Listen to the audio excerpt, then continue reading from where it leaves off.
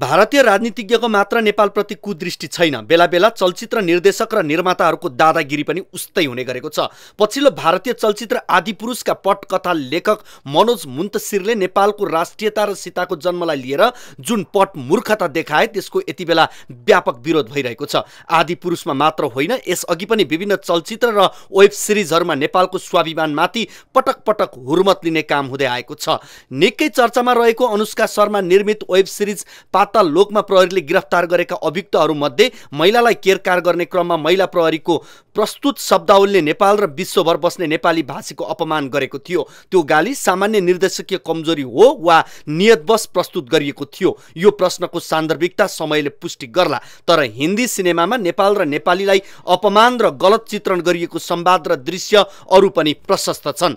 भारतका कलाकार निर्देशकहरूको अल्पज्ञानका कारण नेपालमा कहिले आन्दोलन त कहिले चर्का विवाद भइरहन्छन्। भारतीय चलचित्र अभिनेता धर्मेन्द्रले 1970 मा नेपाल भारतकै एक हिस्सा हो भनी नेपाल विरुद्ध दिएको अभिव्यक्तिले उनको चलचित्रलाई नेपालमा प्रतिबन्ध लगाइयो। अर्की अभिनेत्री माधुरी दीक्षितलाई नेपाल एक सम्प्रभुता सम्पन्न स्वतन्त्र राष्ट्र हो भन्ने पनि थाहा थिएन। नेपालमै सन् 1998 मा एक कार्यक्रम बीच माधुरीले नेपाल भारतकै एक हिस्सा हो भनेपछि चर्को विवादमा फसिन् र माफ माग्नु पर्यो। पछिल्लो समय भारतका चर्चित हास्य कलाकार कपिल शर्माले अस्ट्रेलियाको एक कार्यक्रम बीच सगरमाथा भारतको भूमिमा पर्छ भन्न भ्याए।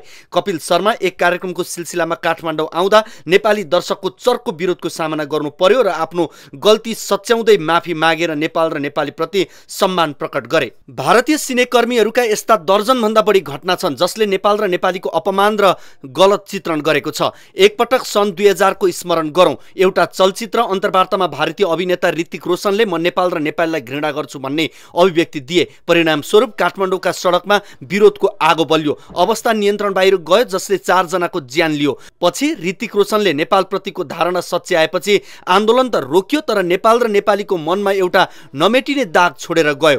नेपालमा त्यसपछि एउटा मान्यता स्थापित भयो जुन नेपाली माझ पहिलेदेखि नै प्रचलित थियो। नेपालीलाई भारतको फिल्म मनपर्छ, भारतको क्रिकेट मनपर्छ, भारतका उत्पादनहरू बलिया र टिकाउ हुन्छन्, भारतका रमणीय ठाउँहरू पनि मनपर्छ, तर भारतीयहरू बिल्कुलै मन पर्दैन।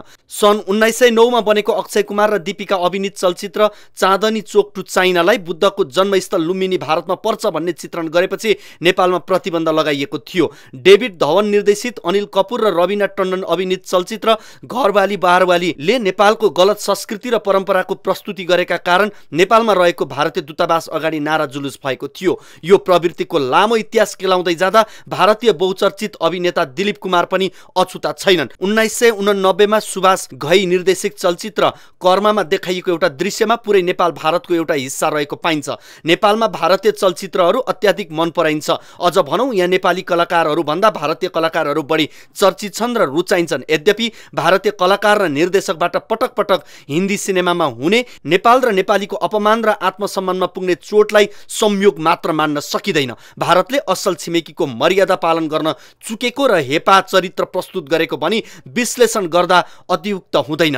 हिन्दी सिनेमामा नेपाल र नेपालीको गलत चित्रणको क्षुद्र रूप नेपालीलाई गोर्खा र बहादुरको रूपमा प्रस्तुत गर्नु पनि हो। थुप्रै सिनेमाले नेपाली भनेकै ढोकामा बस्ने द्वारपाल हो भन्ने मानसिकताबाट अभिप्रेरित भएर प्रस्तुत गरेको पाइन्छ। सयौं टिभी सिरियलदेखि सिनेमासम्मले अप्ठ्यारोसँग हिन्दी बोल्ने नेपाली पात्रहरू प्रस्तुत गर्छन् जो दमित र अपमानित हुन्छन्। मेघना गुलजार निर्देशित 2015 को चलचित्र तलवार जुन नोएडामा भएको बहुचर्चित हेमराज आरुसी हत्याकाण्डमा आधारित छ मा नेपाली मूलको घरेलु कामदार हेमराजलाई हत्यारा हुन सक्ने अनुमान चित्रित गरिएको छ, जबकि उक्त रहस्यमय घटनाको यथार्थ फरक छ। सङ्गीत शिवन निर्देशित चलचित्र आफ्ना सपना मनी मनीमा मूर्ख र बहादुर नेपालीको रूपमा चङ्की पाण्डेलाई प्रस्तुत गरिएको छ जो खुकुरी बोकेर आफ्नो पैसा नतिर्ने मान्छेलाई खोजिरहन्छ। नेपाल चित्रणको अर्को विकृत रूप 1971 मा देव आनन्दद्वारा लिखित निर्देशित र अभिनीत चलचित्र हरे कृष्ण हरे राममा देख्न सकिन्छ। यस चलचित्रमा नेपालको हिप्पी इमेज जोरदार रूपमा प्रस्तुत गरिएको छ। नेपालीहरू मोजमस्ती मन पराउने, गाँजा रक्सी र लागु पदार्थ सेवन गर्ने, दुनियाँको परवाह नगरी आफैमा रमाउने लहडे स्वभावका हुन्छन् भन्ने असामाजिक पहिचान स्थापित गर्ने प्रयास गरिएको छ। हरे कृष्ण हरे रामका अधिकांश दृश्यहरू काठमाडौँको बसन्तपुरमा छायाङ्कन गरिएका थिए। राजा महेन्द्रको समेत साथ पाएको चलचित्रले नेपालको छवि धमिलो बनाएपछि व्यापक आलोचना सामना गर्नु परेको थियो। हिन्दी सिनेमामा नेपालको प्रस्तुतिकरणको विषयमा अनेकन भाषिक अपमान र विरोधाभासका दृष्टान्त केलाउन सकिन्छ।